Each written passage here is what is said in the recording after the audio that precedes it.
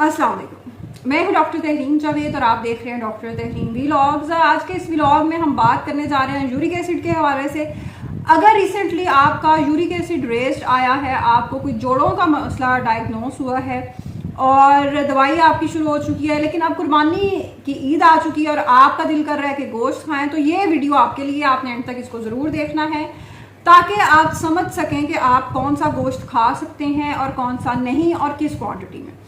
सबसे पहली चीज़ तो आप ये समझ लें कि वाकई यूरिक एसिड एक ऐसा मसला है। आम हमारे यहाँ तो अब खैर मरीज़ भी बता रहे होते हैं, ज़्यादातर जोड़ों के दर्द की अलामात के साथ ये प्रेजेंट होता है। घुटनों में, पाँव की एड़ियों में, अंगूठे में ख़ास तौर पे दर्द होता है और ज़्यादातर पेशेंट्स का जब टेस्ट करवाया जाता है तो यूरिक एसिड रेज होता है।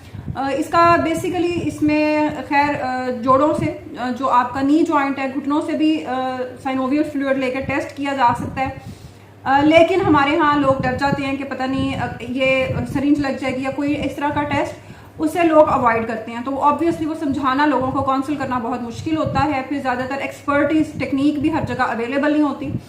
तो बहरहाल अगर इस सिलसिले में आपका ये मसला आया है और अब आपको डॉक्टर ने आपको गोली तजवीज़ की है कि यूरिक एसिड की आप गोली खाएं, तो आप गोश्त खा सकते हैं या नहीं खा सकते हैं, लेकिन कुछ गोश्त खा सकते हैं। कौन सा गोश्त आप नहीं खा सकते? आप नहीं खा सकते बीफ, जो बाकी जो आम जुबान में जो बड़े का गोश्त, जो वो आप बिल्कुल नहीं खा सकते, क्योंकि इससे आपका यूरिक एसिड बड़ी तेज़ी से रेज होना है। आप चिकन ले सकते हैं थोड़ी क्वांटिटी में, आप बकरे का गोश्त ले सकते हैं लेकिन बहुत ही थोड़ी क्वांटिटी में, 1 या 2 बोटियों से ज़्यादा हफ्ते में आप ना खाएं। उससे मसला क्या होता है, प्रोटीन्स हैं, उनकी ब्रेकडाउन होती है, यूरिक एसिड आपका रेज होता है और जो आपके घुटनों में, आपके जोड़ों में, पाँव के, हाथों की जो सोज का मसला है, जो स्वेलिंग का इशू होता है, वो बढ़ जाता है। एक और गलती लोग क्या करते हैं, ईद के दिनों में ख़ास तौर पे मैं अक्सर देखती हूँ, नमक को बिल्कुल ही भूल जाते हैं। नमक को क्या भूल जाते हैं? नमक जो सालन के अंदर आपका कुक्ड है, जो पका हुआ है, वो ठीक है, ओके, वो उस तरह का प्रॉब्लमेटिक नहीं है। लेकिन ये जो सालनों के ऊपर नमक छिड़क छिड़क के खाया जाता है ईद के दिनों में, जायका जी मज़ा नहीं आ रहा गोश्त का, और फिर सलाद के ऊपर भी नमक डालकर खाया जा रहा है, फलों के ऊपर भी नमक डाल के खाया जा रहा है। ये जो कच्चा नमक है, ये आपके जिस्म के अंदर जो पानी है उसको इकट्ठा करता है, स्वेलिंग ये बढ़ा देता है, जो आपको फिर जोड़ों के अंदर, आपको हाथ जब आप उठते हैं सुबह तो आपके जोड़ अकड़े होते हैं, उसकी जो मूवमेंट है वो बहुत स्टिफ होती है, पेनफुल दर्द वाली होती है।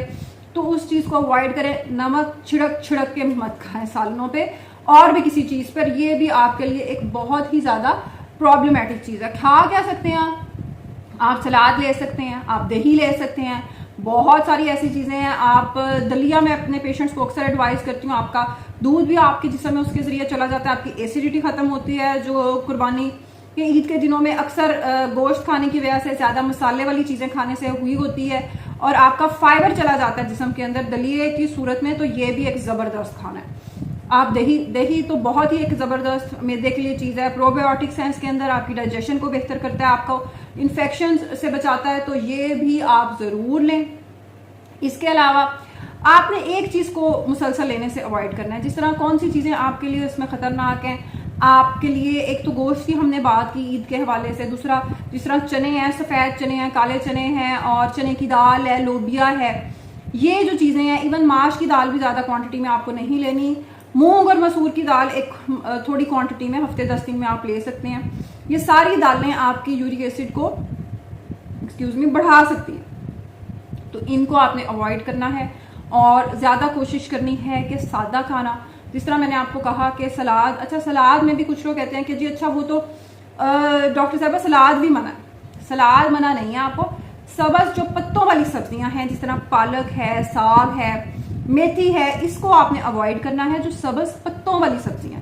उसके अलावा जो सब्जियां, जिस तरह आजकल गर्मियों में भिंडी है या ऐसी सब्जियां, ये आप ले सकते हैं, इनके साथ सब्ज़ पत्ते नहीं होते। तो इस चीज़ को आपने माइंड में रखना है। टमाटर का भी ऐसा जिस तरह कोई इशू नहीं है, जो हांडी में इस्तेमाल हो रहा है टमाटर, वो आप ले सकते हैं, नो प्रॉब्लम।